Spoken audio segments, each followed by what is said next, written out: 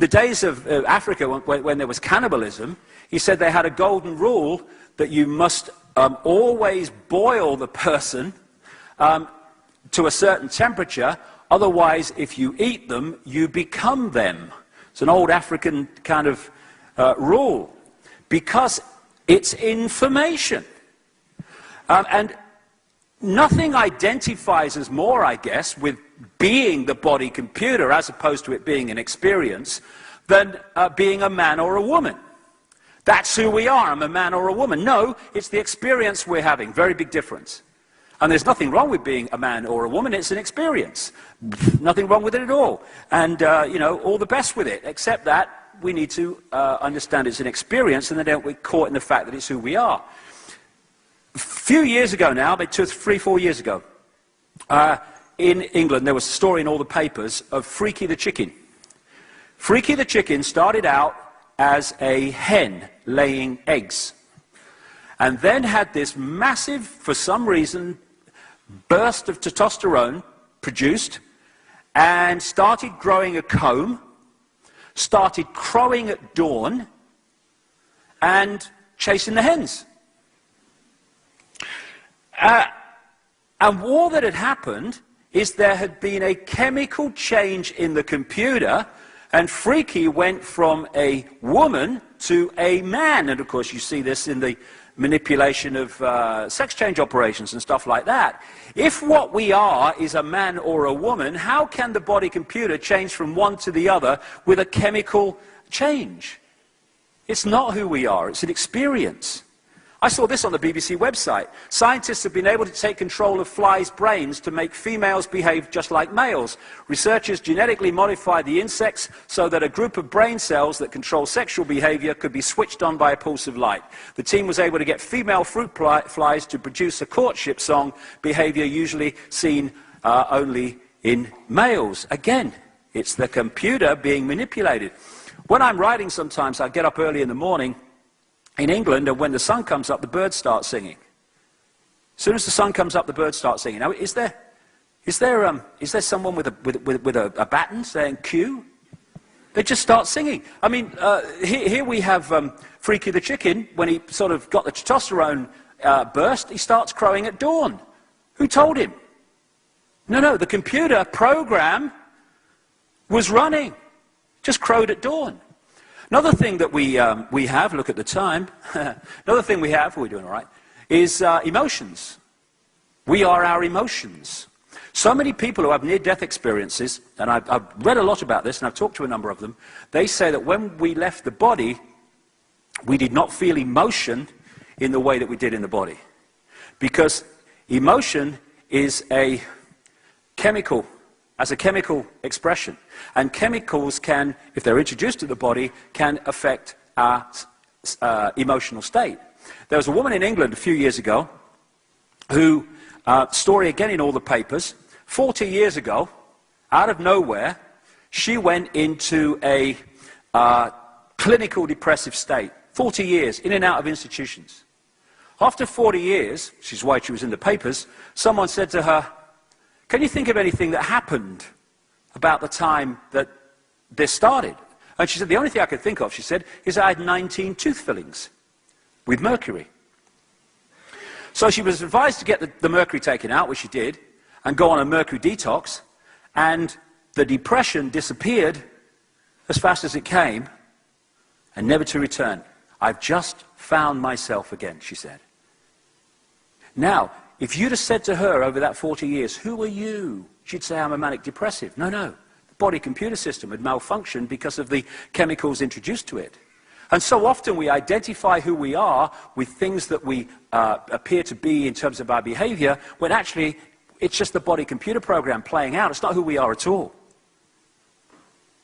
Good habits, bad habits. How many times are good habits, bad habits, and all this stuff actually coming from the computer program, not from us? Does consciousness do good habits and bad habits? I'm not sure it does. So the way we decode reality depends to a very large extent on the state of the body computer. And the way that we live our lives depends on the way we identify who we are. And bringing this computer thing down to the brain, the brain has two hemispheres, the right brain and the left brain, with this corpus callosum bridge connecting the two. And they have very, very different roles to play in terms of reality. The left brain is where most people in this world live. It's where the education system is fundamentally designed, cold, calculatedly designed to put us. And that is the part of the brain that perceives everything as a part, that deals in language, that deals in structure. And if you look at the society that we live in, it is a left-brain structured society because it is structured by left-brain dominated people. When you go through the education system, the indoctrination system, what happens? You progress within it by taking information, overwhelmingly left-brain information, words and numbers, holding it in there and then regurgitating it out onto an exam paper. And the better you do that, the more you progress within the system. And if you're really good at that, you go to big universities, and then if you get really good at that again, you get good degrees, and you go into your specialization. Science, the law, often politics, and things like that. Medicine. And then you go through it in your specialization, in your exams. Same thing. And then the top ones progress into those positions of society that control the institutions of medicine and science and all the rest of it. And to have got there, they have to have become left-brain prisoners as a result of the system they've been through. The right brain is about connection out into the greater self. It's where we get creativity from and inspiration from. That's where the artist resides. Artistic people and creative people are much more right-brain than most, and that's where they get the creativity from, because it connects them out into that realm of infinite creativity and potential.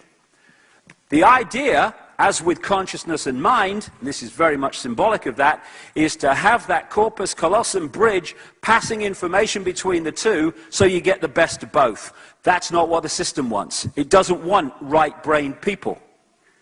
And to give you an example of the difference between the two, get my glasses on. This is a lady called Jill Bolte Taylor. She is a neuroanatomist, brain scientist for short. And she had an incredible experience in 1996 where she had a stroke, where she stayed conscious for a large amount of time while it was going on. And it was a stroke, a hemorrhage in the left brain. And being a neuroanatomist, she was able to follow the experience like most people would not be able to because of her knowledge. And this is her story. She said she got up, wasn't feeling too great, jumped onto my exercise machine, she said, and I'm jamming away on this thing, and I'm realizing that my hands look like primitive claws grasping onto the bar. I thought, that's very peculiar. And I looked down at my body and I thought, whoa, I'm a weird-looking thing. And it was as though my consciousness had shifted away from my normal perception of reality, where I'm the person on the machine having the experience, to some esoteric space where I'm witnessing myself having the experience. That's what consciousness does. When you move into consciousness, you start to witness the mind and observe the mind as it's working in its chatter instead of being the chatter. I looked down at my arm and I realized that I can no longer define the boundaries of my body. Because the left brain's shutting down, it's not decoding reality in the way it normally does, and so other levels of reality are able to be perceived because the decoding process is not affecting them. I looked down at my arm and I realized that I can no longer define the boundaries of my body. I can't define where I begin and where I end, because the atoms and the molecules of my arm blended with the atoms and molecules of the wall. And all I could detect was this energy. And I'm asking myself, what's wrong with me? What's going on? And in that moment, my brain chatter, my left hemisphere brain chatter, went totally silent. Just like someone took a remote control and pushed the mute button, and total silence. Because it's not decoding anymore, the chatter stops.